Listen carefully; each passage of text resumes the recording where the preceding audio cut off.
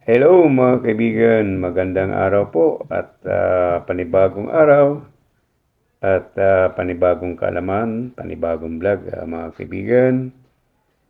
Kumusta po kayo? Sana po ay nasa mabuti tayong kalagayan at mga kaibigan at ito ay mayroon lang akong isishare sa inyo tungkol po dito sa ating itong hawak-hawak ko ay isang karburador. Ito po ay carburetor ng aking grass cutter na TD40 Kawasaki.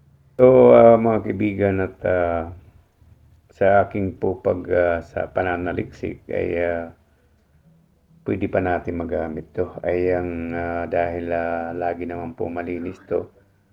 Ang problema lang po dito ay ano po ay bigla siyang namamatay ay parang kinakapos po sa gasolina, supply ng gasolina. At ito mga kaibigan, tanggalin na natin at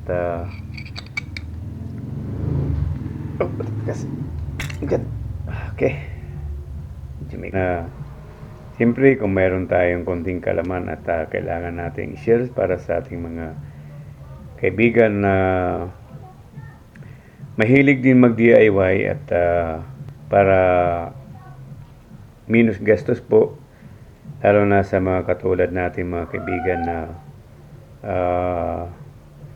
mga magsasaka na medyo para makaminus tayo sa ating magpapaayos. At mga kaibigan, ayun nakikita nyo ay medyo madilim nga lang. At nandun yung screen. Ayan po.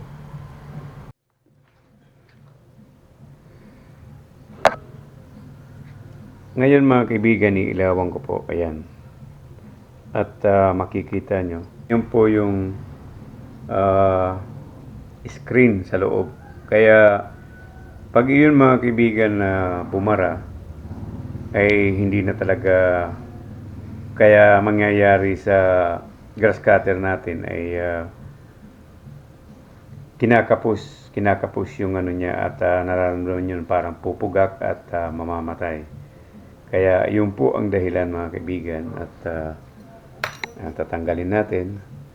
Kaya ayon sa aking kaibigan ay kailangan talaga kahit bago ang grass cutter nyo ay tanggalin itong screen na yan para tuloy-tuloy po yung daloy ng ating grass cutter. Ayan po. Ayan.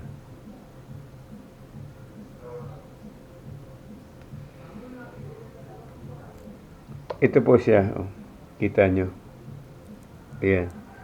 Kaya mga kaibigan, pag ito ay bumara at siyempre hindi na talaga may iwasan na ang gasolina natin ay dahil nga sa grass cutter ay magkakaroon ng mga dumi. So mga kaibigan, pag ito ay bumara ng kahit kunti lang, ay magkakaroon ng problema ang andar ng ating grass cutter. So kaya mga kaibigan ay mamamatay po, papatay-patay ang ating grass cutter. Yun ang dahilan.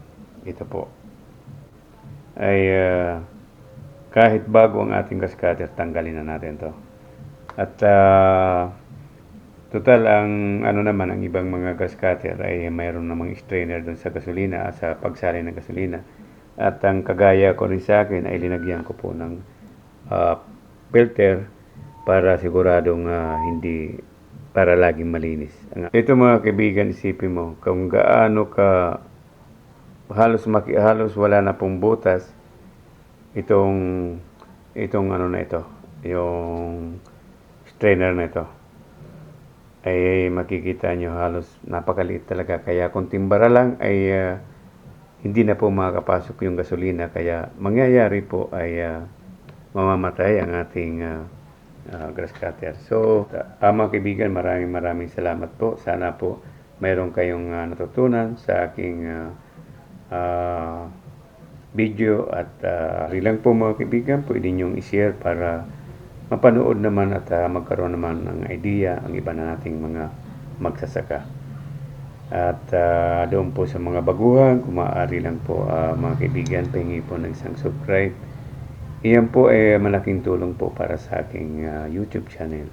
At lagi po tayo mag-iingat sa lahat ng oras mga kaibigan. Babu!